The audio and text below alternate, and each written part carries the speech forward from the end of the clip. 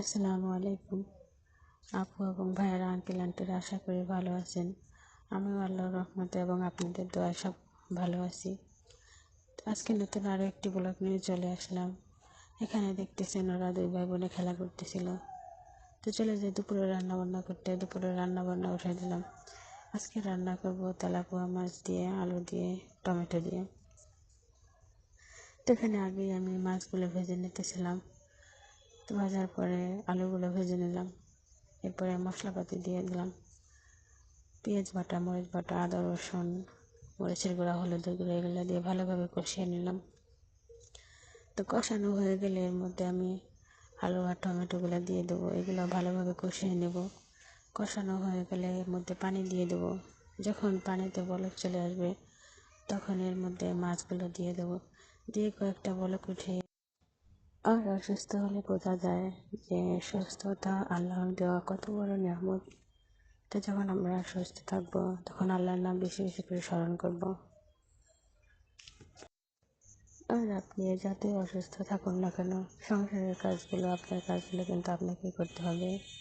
সেটা কিন্তু কেউ করে দেবে না, নিজের কাজ নিজেকেই করতে হবে। আপনি অসুস্থ থাকুন আর যাই থাকুন, তাই নিজের কাজ নিজেরই করতে হয়েছে। এর মধ্যে জিরা গুঁড়া দিয়ে দেবো। এভাবে তরকারিটা রান্না করে নিলাম আমি। আর এখানে দেখতেছেন মা কলের শাক আনছিল।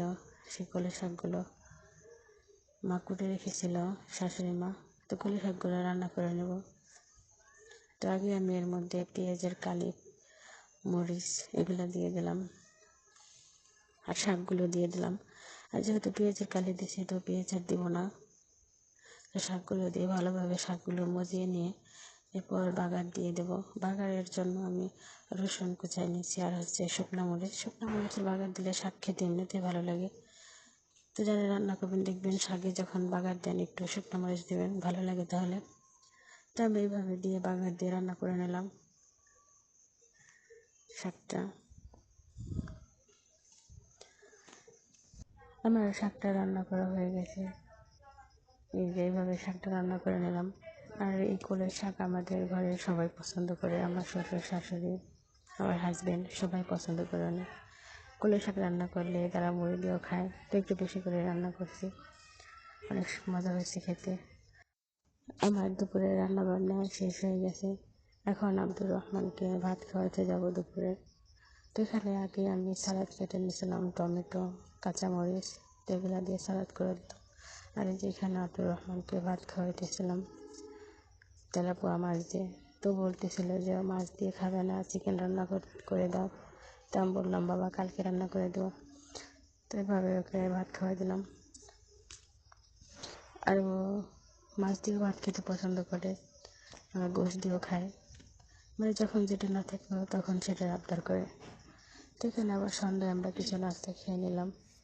এখানে নাস্তা খেয়ে এখানে আবার একটু নুডলস রান্না করলাম ডিম দিয়ে, ঝাল ঝাল করে। আর এভাবে নুডলস কিন্তু আমার খেতে অনেক ভালো লাগে।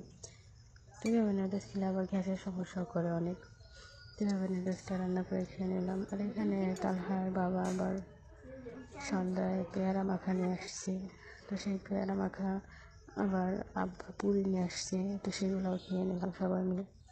তো আশা করি সকলে ভালো থাকবেন। আর আমার ভিডিওটা যদি একটু হলে ভালো লেগে থাকে অবশ্যই আমাকে সাপোর্ট করবেন এবং শেয়ার করবেন, সাবস্ক্রাইব করবেন।